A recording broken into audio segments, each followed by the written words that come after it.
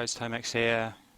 Really quick video how to create a new world in Dwarf Fortress, a good world designed specifically for playing the Dwarf Fortress mode, which is the mode where you don't control a character directly, you issue commands to your dwarfs so that they can build their settlement and defend themselves and survive.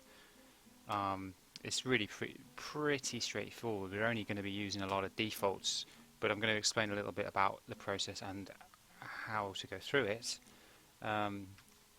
So first thing you want to do is go on Create New World. Just let it generate the setup, and then it will tell you a little bit about the alpha release of the game of which this is. And then you've got your main list of parameters, world size. Now, don't be fooled by the descriptions here, medium, small. A small world size in this game is in fact huge. And if you're just going to play Dwarf Fortress mode, you don't need it to be very big. I mean, I'm going to go with small. I've never really tried pocket and smaller. Small is still huge, and it's way beyond anything you'll need, and it will obviously decrease the world generation time for your game. So we'll stick that on small. History. The amount of historical events that are recorded into the game while the world is created. I'm going to leave that on medium. You can have it longer and there'll be a richer, more diverse number of historical events.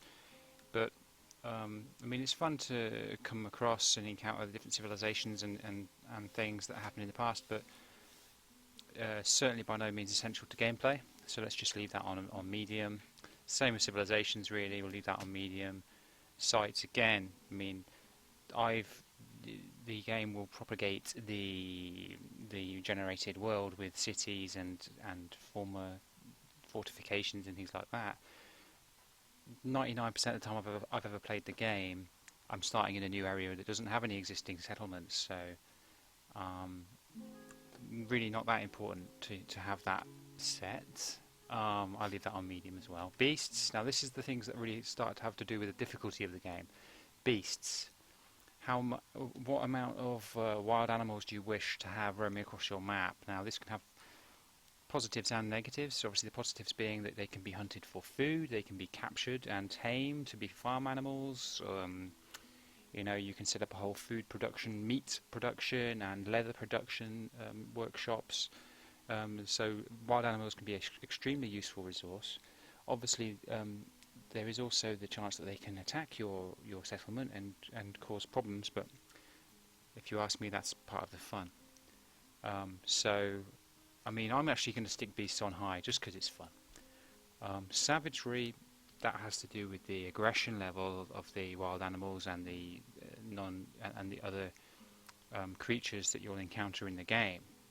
This has a direct correlation to the difficulty of the game, because you'll be getting attacked more if you set the savagery to high or very high, and likewise you'll be getting attacked less if you set it to low or very low, to the point where I would say the game becomes a bit boring. You know, if you'll get to the point where you've established your settlement and you'll be wanting some kind of attack, you know, just to make the game fun.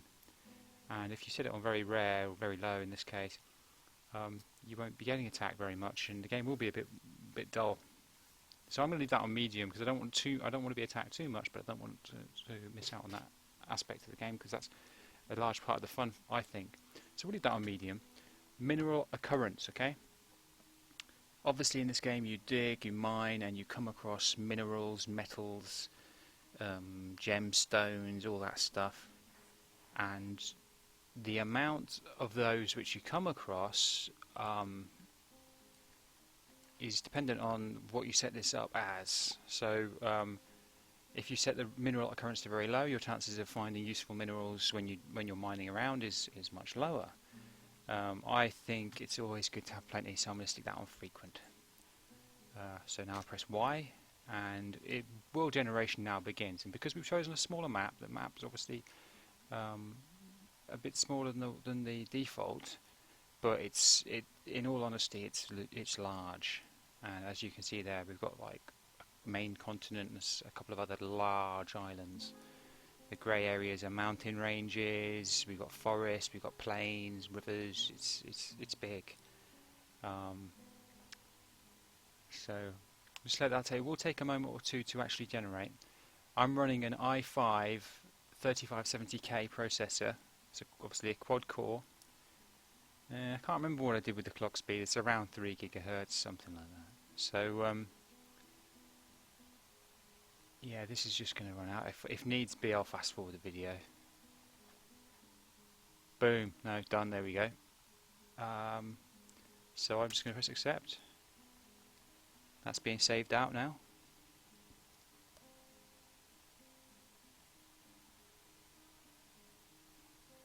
Apparently it takes longer to save it than it does to generate it.